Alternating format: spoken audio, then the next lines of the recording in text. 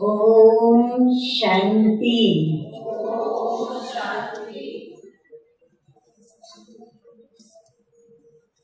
आप सर्व का उस परम पिता परमात्मा के इस पीस पार्क में बहुत बहुत सम्मान के साथ, आदर के साथ स्वागत है, स्वागत है, स्वागत है।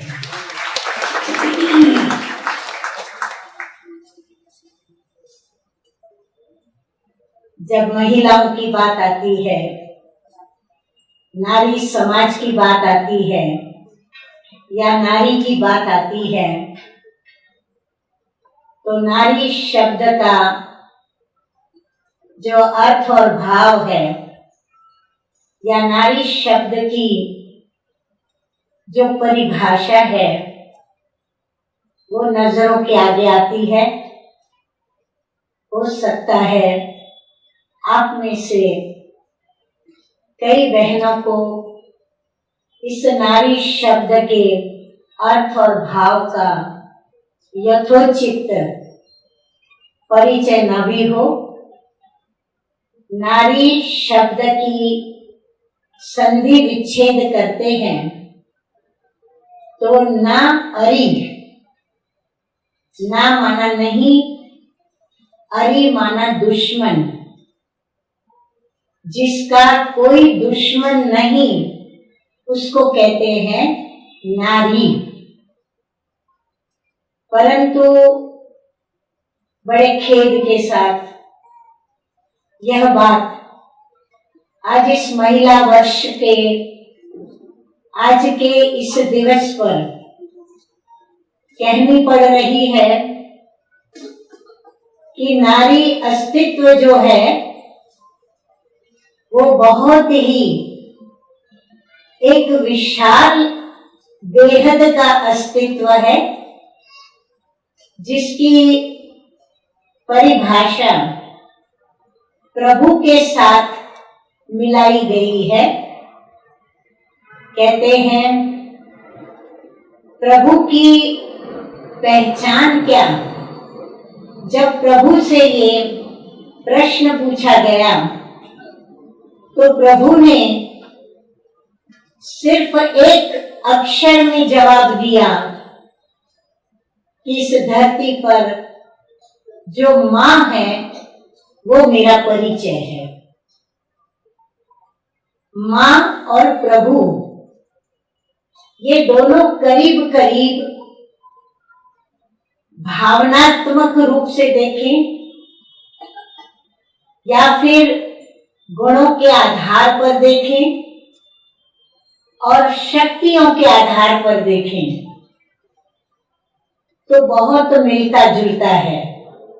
परंतु जैसे मैंने कहा कि खेद की बात है कि आज नारी ही नारी का सबसे बड़ा दुश्मन है। नारी का और कोई दुश्मन नहीं, लेकिन नारी ही नारी की दुश्मन बन करके और इस संसार के अंदर अपना परिचय दे रही है। परिचय उसे देना है उस परम पिता परमात्मा का जो स्वयं प्रभु ने उसका परिचय दिया अपने परिचय के साथ। क्योंकि संसार के अंदर जब सभी हैंड्स अप करते हैं, कोई मदद करने के लिए आगे नहीं आता, कोई सहारा देने आगे नहीं आता, तो उस समय प्रभु की ओर इशारा किया जाता है।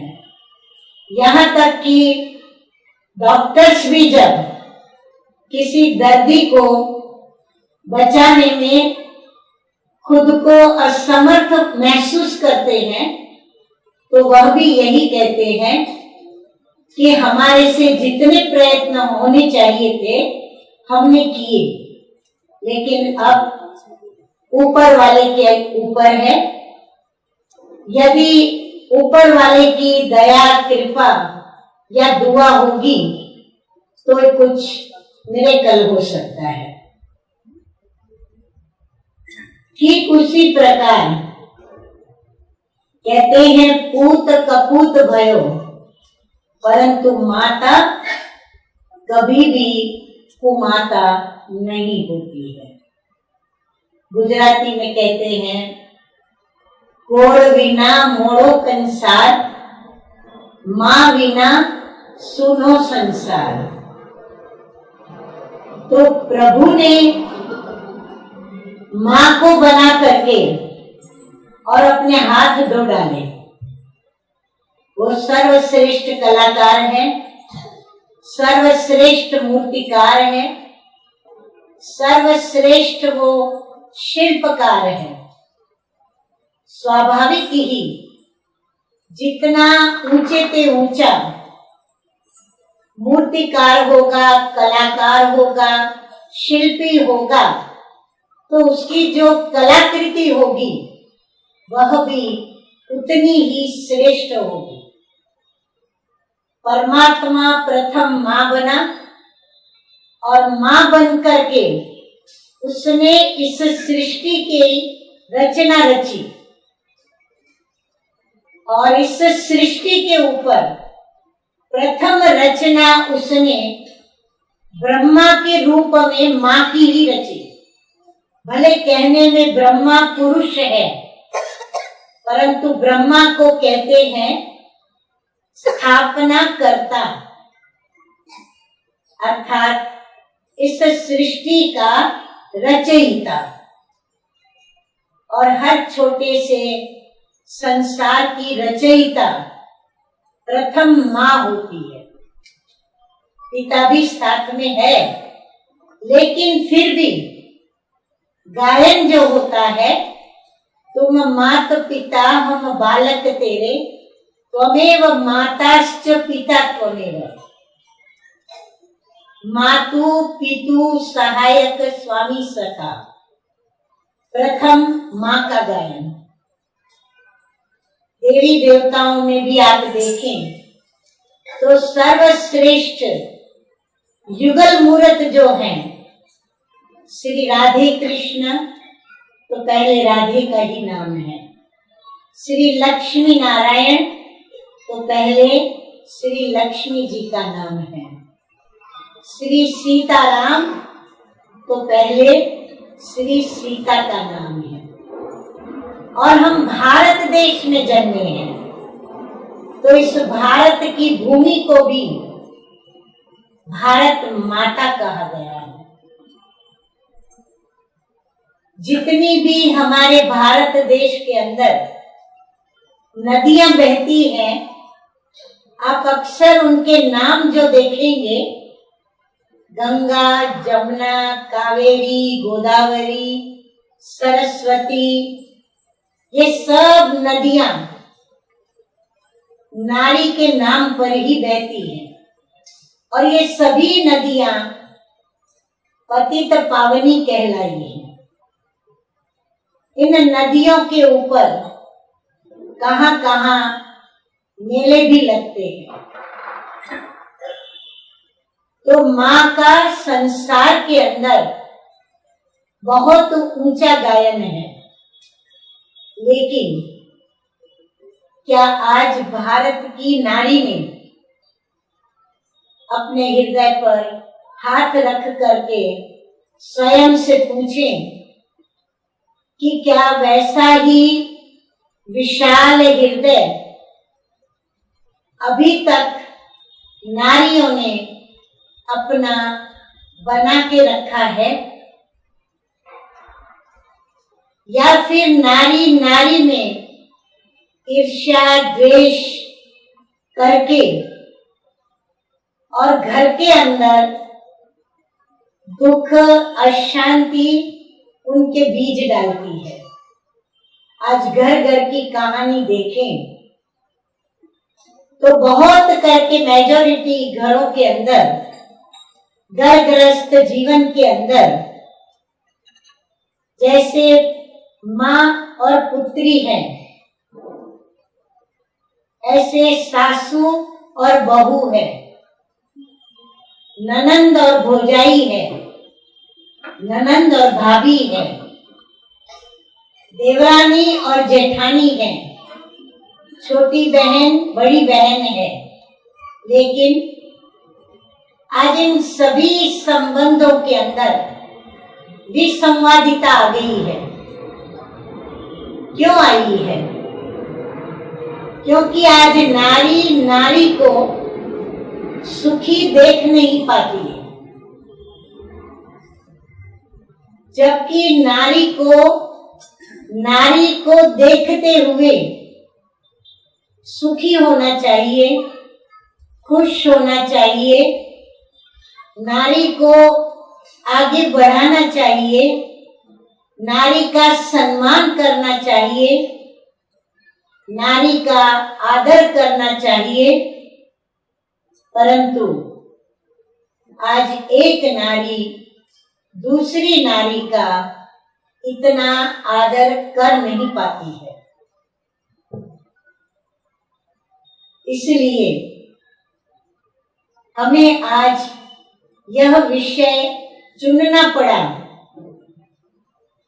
कहते हैं कि ये संसार एक बेहद का बड़ा नाटक है और हम सभी इस सृष्टि रूपी रंगमंच के ऊपर एक्टर्स बन करके और एक्ट्रेसेस बन करके अपना अपना पार्ट प्ले कर रहे हैं। परंतु इस बेहद के रंगमंच के ऊपर हम जितने भी अभिनेताएं हैं, अभिनेत्रियां हैं, उनमें भी मुख्य पार्ट जो होता है वो हीरो कहलाता है। हीरो कहने से मतलब एक्टर से नहीं है, भाई से नहीं, पुरुष से नहीं, माना जो मेन पार्टधारी होता है वो हीरो और हीरोइन कहलाते हैं। यदि लेडीज है तो हीरोइन है और यदि पुरुष में है तो हीरो है। परंतु यदि इस बेहद के सृष्टि रंगमंच के ऊपर यदि हम देखें तो मुख्य पार्ट प्ले करने में नारी ही अग्रसर रही है। भले प्रभु को सभी याद करते हैं, परंतु यदि जीवन के अंदर चारित्र्य चाहिए तो चारित्र्य की निर्माता वो माँ है। यदि जीवन के अंदर बच्चों के जीवन के अंदर गुणों के बीज डालने हो तो भी माँ को ही याद किया जाता है और माँ ही ये गुणों के संस्कार उनमें डालती है। उसी प्रकार यदि शक्तियों का आवाहन किया जाए तो हमारे भारत देश की तो ये बहुत बड़ी विशेषता है कि यहाँ पर बहुत सारी इष्ट देवियां और शक्तियां नारी के रूप में ही गाई गई हैं और पूजी गई है। और उसका प्रैक्टिकल त्योहार जो है, आप सभी जानते हो कि नवरात्रि का त्योहार इन देवियों की, इन शक्तियों की याद में मनाए जाते हैं 9 दिन। और ये नवरात्रि का त्योहार और ये 9 ही दिन सारे भक्त, चाहे पुरुष भक्त हो, चाहे स्त्री भक्त हो, चाहे शुद्ध विद्या हो, चाहे अशुद्ध विद्या हो, जो भी विद्या हो उसको पारंगत करने के लिए, उसकी सिद्धि को प्राप्त करने के लिए इन देवियों के आगे, शक्तियों के आगे ही सर्व को नतमस्तक होना पड़ता है। यहाँ तक कि हमारे शास्त्रों ने तो, वेदों ने यहाँ तक उनका गायन किया है कि 100 विद्यार्थियों के बराबर एक शिक्षिका या शिक्षक होता है, 100 शिक्षकों के बराबर एक प्राध्यापक होता है, प्रिंसिपल होता है, और 100 प्रिंसिपल के बराबर, 100 प्राध्यापकों के बराबर एक गुरु होता है। 100 गुरुओं के बराबर, माताएं, आपके लिए ये बहुत एक प्रशंसा की बात है, गौरव की बात है कि 100 गुरुओं के बराबर एक माँ होती है। क्योंकि माँ के अंदर प्रभु ने कुदरती जो प्रभु के गुण हैं, वो सारे गुण उनके अंदर डाले हैं, परंतु वो जो गुण उनके अंदर डाले गए हैं, उन गुणों का प्रयोग और उपयोग सभी नारियां करती नहीं है। यदि नारी उन गुणों का, उन शक्तियों का, उन दिव्य कर्मों का प्रयोग करे, उपयोग करे, तो मैं आपको एक दावे के साथ कहती हूँ, क्योंकि हमने अपने जीवन के अंदर आज लाखों विद्यार्थियों के बीच में ये अनुभव पाए हैं कि ये नारी नर्क का द्वार नहीं, परंतु नारी स्वर्ग का द्वार है।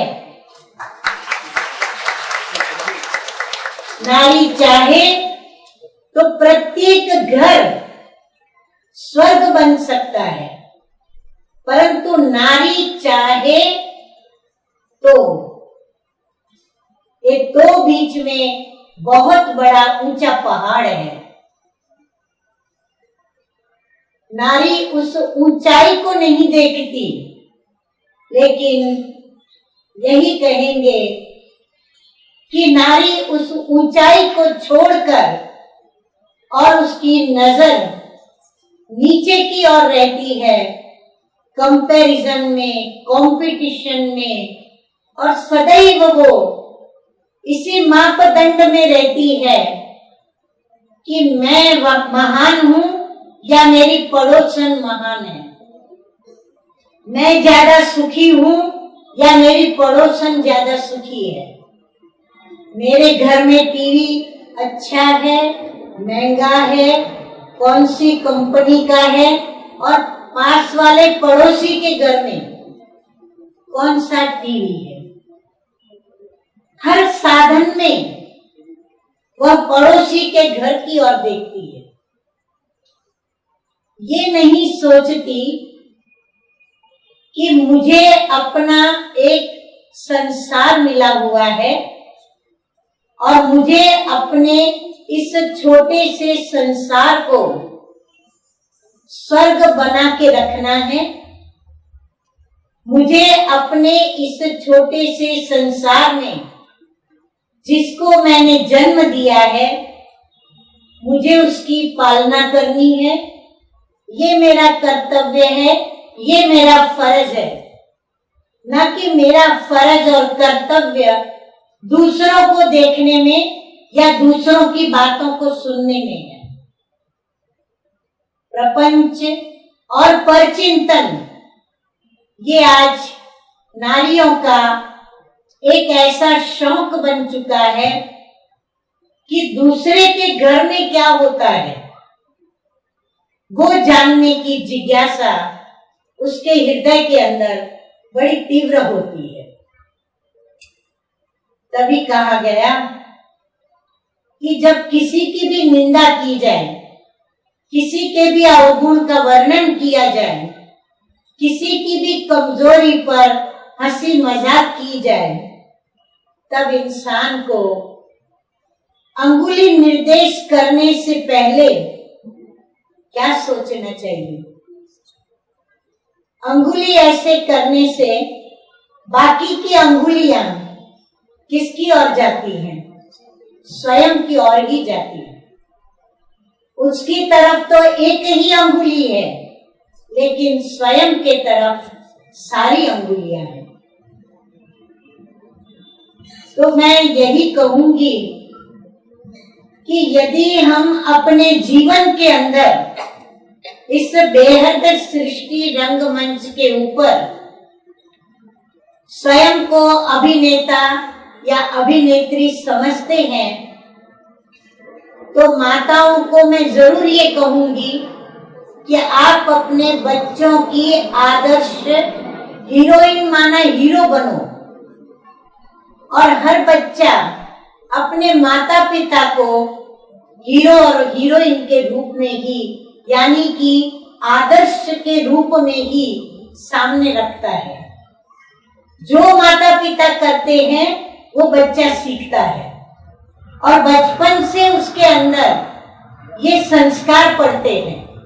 और इसीलिए बचपन से ही माता पिता को इन बातों का ध्यान रखना पड़ता है कि बच्चों के सामने कोई ऐसी अमर्यादित कर्म या क्रिया नहीं करनी चाहिए जो बाल मानस के ऊपर वो छप जाए। उस समय तो ऐसे लगता है कि छोटे बच्चे हैं, वो क्या समझे, वो तो बड़े भोले हैं, इनोसेंट हैं, उनको ये बातें समझ में नहीं आती है। लेकिन ये गलती मत करना आप लोग। बाल मानस के ऊपर जितना गहरा प्रभाव पड़ता है, उतना प्रभाव आप बड़ी उम्र होने के बाद कितनी भी कोशिश करोगे उनके मानस पर अपना प्रभाव डालने की, जो प्रभाव बाल मानस पर आपने अपने कर्मों से डाला, वो आप बड़े होने के बाद उसके मानस पर प्रभाव कभी नहीं डाल सकते। आप जो भी कर्म करते हैं, आप यदि बच्चे को यह भी सिखाते हैं कि देख तू यहाँ झूठ बोल देना, बच्चे को ये भी पता नहीं कि झूठ माना क्या, वो ये प्रश्न पूछता है कि झूठ बोलना माना क्या। ये हम सिखाते हैं उनको कि झूठ बोलना माना क्या, बुरा कर्म माना क्या, पाप माना क्या। ये नेगेटिविटी का परिचय बड़ों से उनको मिलता है। बाकी तो बाल मानस बड़ा शुद्ध होता है, बड़ा निर्दोष होता है, बड़ा भोला होता है, बड़ा पवित्र होता है, बड़ा साफ होता है, बड़ा स्वच्छ होता है। आज बच्चे सभी को प्यारे लगते हैं। कहते हैं ना, एक बार एक राजा ने कहा कि इस राज्य के अंदर सबसे सुंदर से सुंदर जो बच्चा हो, मैं शॉर्ट में बताती हूँ, वो सुंदर बच्चे को राज्य दरबार में लाया जाए। तो उस सभी अपने अपने राज्य में ढूंढने के लिए निकले। किसी ने किस चीज को लाया, किसी ने किस चीज को लाया, किसी ने क्या लाया, किसी ने क्या लाया। लेकिन उसमें एक सीधी भाई भी था, अफ्रीकन आप लोग जानते हो, एकदम काले होते हैं। उसने बहुत ढूंढा, उसको कोई सुंदर चीज दिखी नहीं, थक करके घर में लौटा। जैसे ही घर के द्वार पर वो प्रवेश कर रहा था, तो उसका छोटा सा बच्चा जो घुटनों के बल पर चलता हुआ और बहुत मुस्कुराता हुआ अपने डैडी को देख करके इतना खुश होकर के और उसको बांह पसार के जैसे बोल रहा था कि मुझे गले लगाओ। उसने उस बच्चे की मुस्कुराहट क्या देखी, उसको अंदर में क्लिक हो गया ये, अरे सुंदरता तो मेरे घर में ही पड़ी है, मेरे बच्चे जैसा सुंदर तो संसार में कोई है ही नहीं। तो माँ बाप की नजरों में बच्चे सुंदर होते हैं, प्यारे होते हैं, जिगर के टुकड़े होते हैं, नैनों के तारे होते हैं, मस्तक के मुकुट होते हैं, क्या क्या मैं आपको बातें बताऊं। और ठीक वैसे ही बच्चों की नजरों में भी उनके माँ बाप होते हैं, परंतु वो स्थान बच्चों के हृदय में बना के रखना ये किसका काम है? ये बच्चों का काम नहीं, लेकिन ये माता पिता का काम है। और जो माता पिता ऐसा आदर्श अपना उन बच्चों के हृदय में अपना बना करके रखते हैं, वही सच्चे सच्चे अपने जीवन के, बच्चों के जीवन के और अपने छोटे से संसार के और इस बेहद के नाटक के रंगमंच के सबसे बड़े हीरो और हीरोइन। इसीलिए आप ही हो।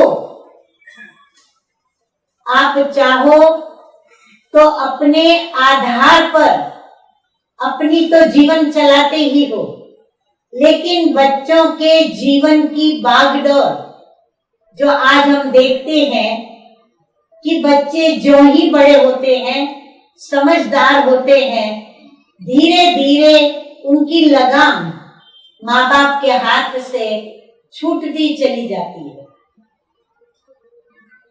क्यों ऐसा होता है?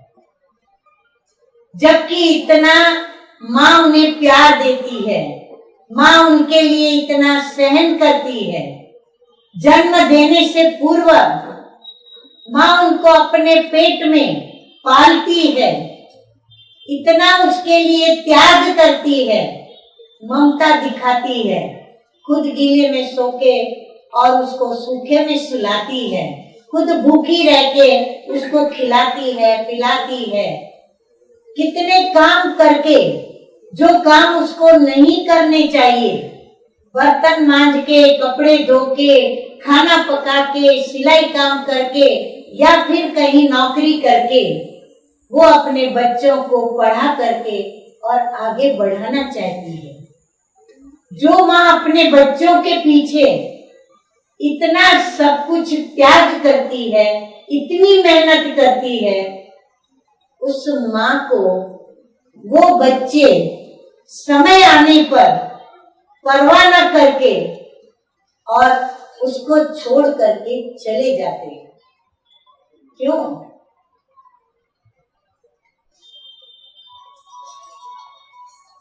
माँ बाप कहेंगे बच्चे, आजकल की जनरेशन ऐसी है, समय ऐसा है, परंतु छोटों को दोष देना ये बड़ों के लिए शोभा नहीं देता।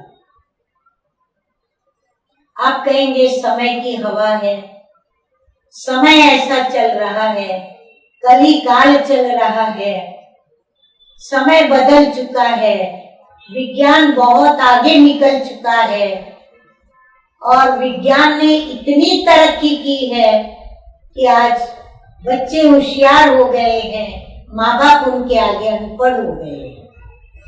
हाँ, माँ बाप उनके आगे अनपढ़ बेशक हो गए हैं, लेकिन जो माँ बाप के अंदर उनका आदर्श बनने का जो उनका भाग्य है, जो स्वयं भगवान ने भाग्य विधाता बन करके और उन बच्चों को उनके पेट में भेजा, वो माता कभी भी अपने उस भाग्य से वंचित नहीं होती और वो बच्चे कभी भी अपनी उस भाग्य विधाता माँ बाप को छोड़ करके कभी जा नहीं सकते। इसीलिए ये महिला वर्ष पर मैं आप सभी को यही कहूंगी कि हम अपने स्वमान को जागृत करें, हम अपनी शक्तियों को जागृत करें। आपने डांस देखी जिसमें भ्रूण हत्या के कनेक्शन में जिसकी भ्रूण हत्या की गई वो चिड़िया जैसे कह रही है और उनके माता पिता भी जैसे दुखी होकर के और उन चिड़ियाओं को कह रहे हैं। बड़ा करुण गीत है और उस गीत के अंदर जो बेटी के मनोभाव बताए गए हैं, यदि आप ध्यान से सुनेंगे तो आपकी आंखों में भी आंसू आ जाएंगे। भगवान ने हमें आंसू बहाने के लिए इस सृष्टि रूपी रंगमंच पर नहीं भेजा। भगवान ने हमें सबके भाग्य लिखने को यहाँ भेजा है, भाग्य विधात्री बना करके और हमें यहाँ भेजा है।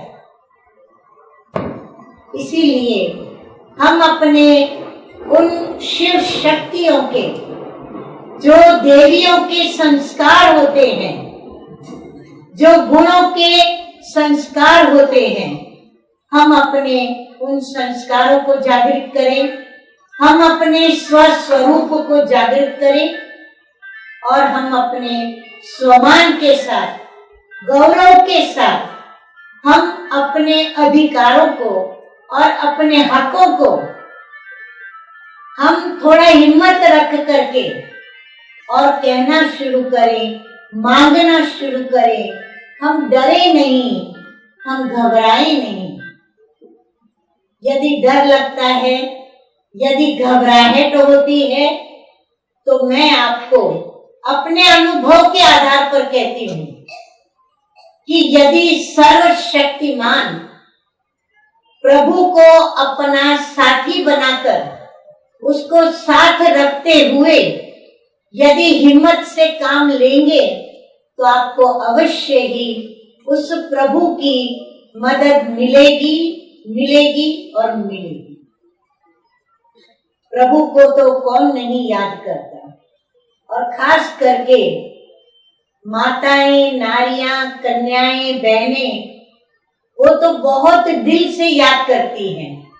और वर्तमान समय संसार में जो भ्रष्टाचार और उसमें भी ये जो भ्रूण हत्या, बलात्कार, ये जो परिस्थितियों से जो नारियां गुजर रही हैं, ये तो एक ऐसी परिस्थिति है जो ना सही जाती है, ना कही जाती है, ना उससे मुक्ति मिल रही है और ना ही उसमें बंधी जा रही है नारियां।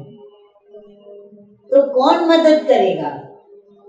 एक अपना विल पावर हमें कुछ मदद करेगा और कुछ हमें प्रभु के ऊपर अपना ऐसा विश्वास, ऐसे नहीं कि आज विश्वास है कल ना हो।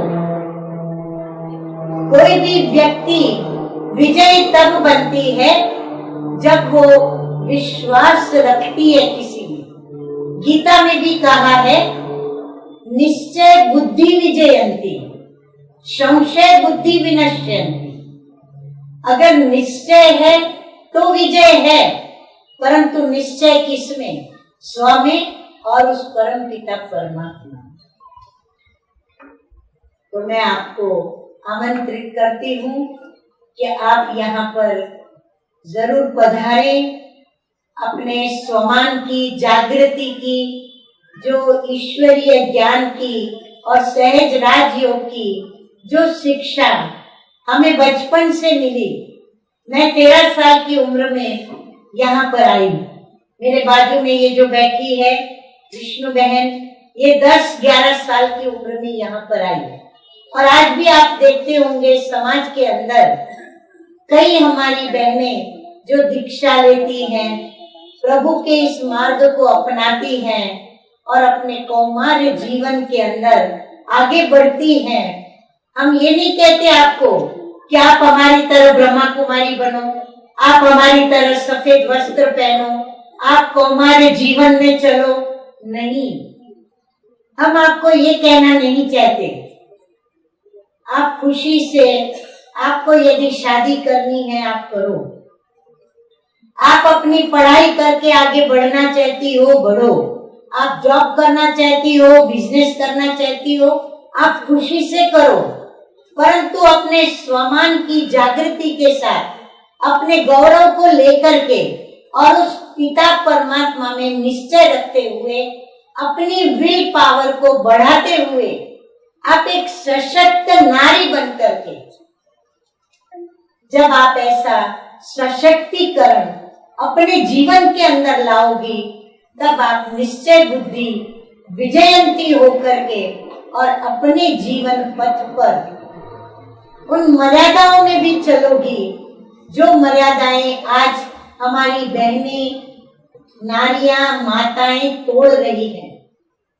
अब बुरा मत मानना, परंतु आज फैशन के नाम पे, सुंदरता के नाम पे, कला के नाम पर ये जो ड्रेस पहनी जाती है, हम क्यों किसी की नजर को बिगाड़ने के लिए निमित्त बनते हैं, जबकि हम जानते हैं ये कली काल है और कली काल के अंदर पवित्रता नाम शेष है। तो पवित्र वृत्ति, पवित्र दृष्टि, पवित्र कृति, पवित्र कर्मों की आशा हम कैसे रख सकते हैं?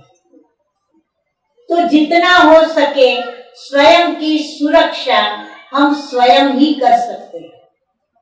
तो स्वयं की सुरक्षा अर्थ हम मर्यादित ड्रेस पहने, हम मर्यादित भाषा बोले, हम मर्यादा में भले दोस्ती करें। मैं ये नहीं कहती हूँ कि आप भाइयों के साथ दोस्ती ना करें, परंतु मर्यादा में रहकर के आप दोस्ती करें।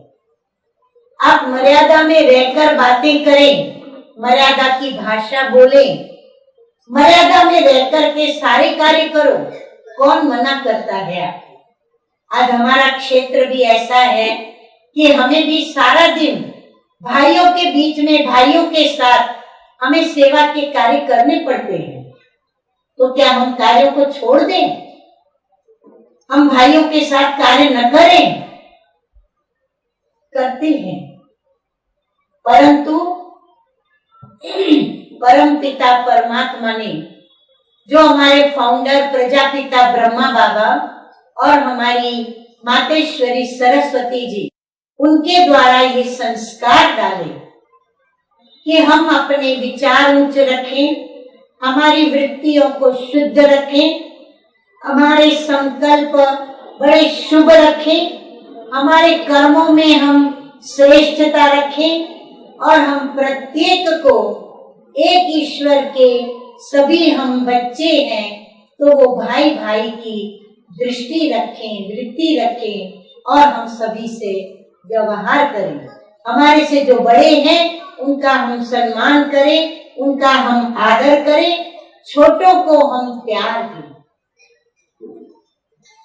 तो आज इन सभी बातों को ध्यान में रखते हुए उन्होंने हमारे चारित्र को बनाया। तो हम आपको भी आमंत्रित करते हैं, आप समय निकाल कर, आप कहेंगे कहाँ समय मिलता है, सुबह बच्चों के लिए जल्दी जल्दी स्कूल भेजो, टिफिन बनाओ उनका, उनको लंच बॉक्स दो, पति को भी लंच बॉक्स बना के दो, कपड़े धोना, पानी की रामायण, क्या क्या नहीं आप लोग हमको लिस्ट बताते हो। लेकिन समय बचाना कौन बचाएगा? सारा दिन दिनचर्या घर में आप व्यतीत करते हो, फिर भी हम उनको समय कहाँ बच सकता है, उनकी दिनचर्या सुन करके हम उनको अवश्य बताते हैं कि आप ये समय अपना बचा करके, निकाल करके आप एक आधा घंटा के लिए सिर्फ 7 दिन यहाँ आकर के ज्ञान सुने और मेडिटेशन सीखे। यदि आपने इतना किया तो मैं समझूंगी कि आज हमने आप सभी को यहाँ आमंत्रित करके और ये महिला वर्ष के आज इस महिला दिवस के निमित्त आप सभी को यहाँ बुलाया, तो हमारा ये बुलाना सफल हुआ और आप लोगों का भी आना यहाँ सफल हुआ। ओम शांति।